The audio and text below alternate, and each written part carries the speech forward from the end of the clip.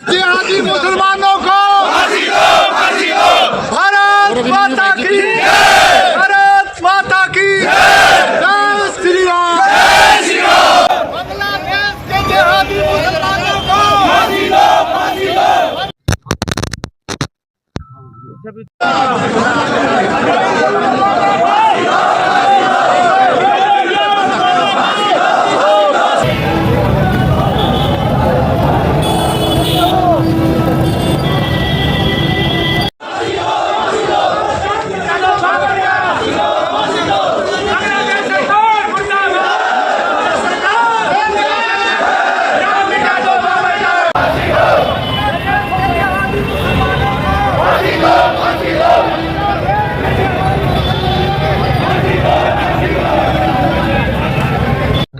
आपका ये मांग उपायुक्त मुद्दे के माध्यम से माननीय प्रधानमंत्री नरेंद्र मोदी जी की सरकार ने आपने ये लिखा है, तो जो मांगे आपने इसमें लिखी है वो आज ही माननीय उपायुक्त मुद्दे के माध्यम से माननीय प्रधानमंत्री जी को हम भिजवा देंगे। ठीक है। बांग्लादेश में लगातार पिछले काफी समय से हिंदुओं पर और जो वहां के अन्य अल्पसंख्यक समुदाय है उनके प्रति हिंसक घटनाएं हो रही है। और खासकर तख्ता पलट होने के बाद जब तक शेख हसीना वहां पर प्रधानमंत्री थी तब तक स्थिति नियंत्रण में थी, लेकिन जैसे ही वहां पर स्थिति परिवर्तित हुई, तख्ता पलट हुआ, उसके बाद बांग्लादेश के हालात बिगड़ने लगे। और बांग्लादेश ही नहीं, प्रत्येक वो राष्ट्र जो भारत से अलग हुआ है वहाँ की स्थिति इस प्रकार की है कि वहाँ पर जो वहाँ का अल्पसंख्यक समुदाय है उस पर अत्याचार किए जा रहे हैं। विशेषकर हिंदू समुदाय बलात्कार की घटनाएं आ रही है। और इस संबंध में यहाँ पर आप देख सकते हैं आचार्य आजाद सिंह आर्य खड़े हुए हैं। इनके नेतृत्व में यहाँ पर एक प्रदर्शन किया जा रहा है। नारेबाजी आप सुन सकते हैं। फांसी दो, फांसी दो, बांग्लादेश के जिहादी मुसलमानों को फांसी दो, फांसी दो, बांग्लादेश के जिहादी मुसलमानों को फांसी दो, फांसी दो, बांग्लादेश के जिहादी मुसलमानों को फांसी दो, फांसी दो, बांग्लादेश के जिहादी मुसलमानों को फांसी दो, फांसी दो, बांग्लादेश के जिहादी मुसलमानों को फांसी दो, फांसी दो।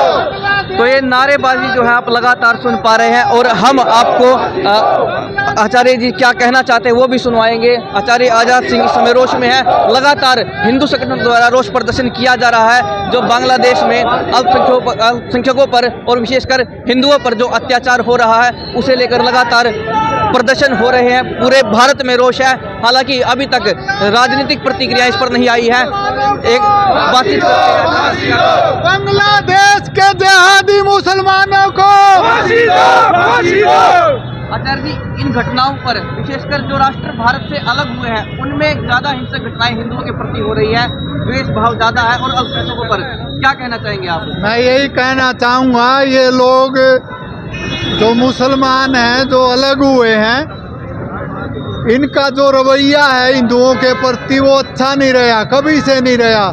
तो मैं यही कहना चाहूँगा कि इनको जो है सख्ताई से केंद्र सरकार को सख्त एक्शन लेना चाहिए, यानी युद्ध करना चाहिए। क्योंकि श्री कृष्ण जी ने गीता में भी यही कहा कि जो राक्षस लोग हैं उनको युद्ध से ही काबू करना चाहिए। जो जिहादी मुसलमान हैं जो हिंदुओं पर हमले करते, मंदिरों को तोड़ते हैं, उनका विकल्प युद्ध ही है। उनको युद्ध करके ही मार देना चाहिए। आचार्य जी, और भी वहाँ पर जो अल्पसंख्यक समुदाय है जैसे बौद्ध हो गए या कोई भी धर्म है तो वो भी इस प्रताड़ना का शिकार है। बिल्कुल, बहुत। ये आपने देखा होगा पीछे जो मंदिर तोड़े जा रहे हैं, वहाँ इस्कॉन के जो पुजारी थे, बहुत बड़े पंडित थे, उनको कैद करके रखा गया और उनका मंदिर तोड़ दिया गया। तो हमारी सेंट्रल गवर्नमेंट से यही मांग है, बल्कि पूरे संसार से यही मांग है। जहाँ जहाँ जिहादी मुस्लिम है सब देश दुखी हैं, इसलिए अब कुछ करने का समय आ गया है, अभी नहीं तो कभी नहीं। जी, लगातार प्रदर्शन किए जा रहे हैं, बहुत से हिंदू संगठन प्रदर्शन कर चुके हैं, लेकिन इसका कोई असर होगा या कैसे होगा? सरकार क्या इसमें? देखिए, सरकार जरूर इसमें एक्शन लेगी, हमें विश्वास है। जिस तरह से कश्मीर में हमला किया गया हिंदुओं पे, आपने देखा कि सिंदूर में हमला किया, पाकिस्तान में सिंदूर में हमला किया मोदी जी ने, हमें लगता जल्दी बांग्लादेश पे कोई ठोस कार्रवाई होगी। आज का प्रदर्शन क्या कुछ है? आज का प्रदर्शन का यही उद्देश्य है, पूरी युवा शक्ति आप देख रहे हैं जाग चुकी है। मैं चाहूँगा कि सरकार जल्दी इसमें कोई न कोई एक्शन लेगी। हाँ जी, आचार्य आजाद सिंह, धर्म प्रचार प्रमुख, विश्व हिंदू परिषद हरियाणा। आज ज्ञापन किसे सौंपेंगे आपको? हम डीसी साहब को देंगे, मोदी जी के नाम और गृह मंत्री जी के नाम। आपने कहा है यही कहना था, जो बांग्लादेश गलत हो रहा है, बस सिर्फ हमारे को 1 मिनट के लिए भी छूट दी जाए, 1 मिनट भाई तबाह कर देंगे।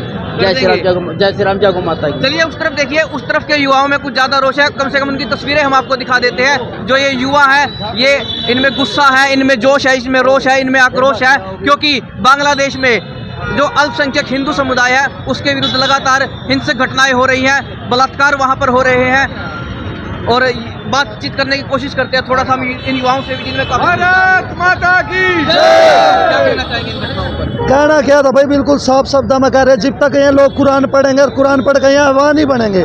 जमा सीधी सी बात है। और की एक वीडियो वायरल हुई थी भी 2 दिन पहले, एक लड़की को खंभे से बांध के उसके साथ अत्याचार किया जा रहा था, बांग्लादेश की बताई जा रही है। अगर वहाँ ऐसा हो रहा था, वो उनकी गलती नहीं है, उनकी जो विचारधारा वो कुरान से प्रेरित है। वो लोग कुरान को पढ़ के ऐसा करने के लिए आपका नाम क्या है? केशव आर्य। केशव, जो ये घटनाएं हैं ये उन देशों में हो रही है जो भारत से अलग हुए हैं। आप दुबई जाएं, आप अरब जाएं, शायद वहाँ पर ये नहीं है। तो इसको लेके आप क्या कहना चाहेंगे जो आपने अभी कहा है? भारत से नहीं, मतलब पता क्या है, उन देशों में इतने बड़े लेवल पर उन्दी नहीं है। ये अनपढ़ मतलब जो कुरान है ना, कुरान भारत में भी पढ़ी जा रही कई इलाकों में। कई दिन पहले एक IAS पता नहीं ऑफिसर था जिसके घर में 300 से ज़्यादा पिस्टल, मौजर और भी असले मिले। और डॉक्टर हरियाणा मतलब इसमें हरियाणा में फरीदाबाद में भी वो पकड़ा गया था, RDX पकड़ा गया था पीछे से किसी के घर। बहुत ज़्यादा मतलब इनकी जाहिलता को आप कैलकुलेट ही नहीं कर सकते। मैं तो भारत सरकार से एक अनुरोध करूंगा हाथ जोड़ के, जिस प्रकार लड़बीड़ के हमारे देश से टुकड़े अलग करे गए थे, भारत सरकार को मान ले पूर्ण बहुमत से भारतवासी इसलिए लेके आए थे कि वापस से अखंड भारत का नारा दिया था। अब अखंड भारत बनाने का मौका भी है, टाइम भी है, इसके बाद मौका नहीं मिला भारत सरकार को। अब जितनी संख्या हिंदुओं की रह रही, मतलब उसके हिसाब से अब अखंड भारत बनाया जा सकता है, लेकिन कब्जा कर सकती है भारत सरकार। हम निःशुल्क आर्मी में जाने न तैयार है, जिस तरह का होगी सरकार हथियार देगा हम न तैयार, हम जाओगे फ्री में बांग्लादेश में भी ले करने का। युवा बहुत से हैं, सबके अंदर गुस्सा है, सबके अंदर जोश भी है, लड़ने के लिए, कुछ करने के लिए उत्साह भी है, आक्रोश भी है, लेकिन सबसे बात नहीं की जा सकती क्योंकि बहुत से युवा हैं और सबके अंदर अपना अलग अलग मत है इस चीज़ को लेकर। तो आपका इसको क्या कुछ कहना है वो हमें कमेंट बॉक्स में बताएं और वीडियो को अपनी राय देते हुए ज़्यादा से ज़्यादा शेयर कीजिए।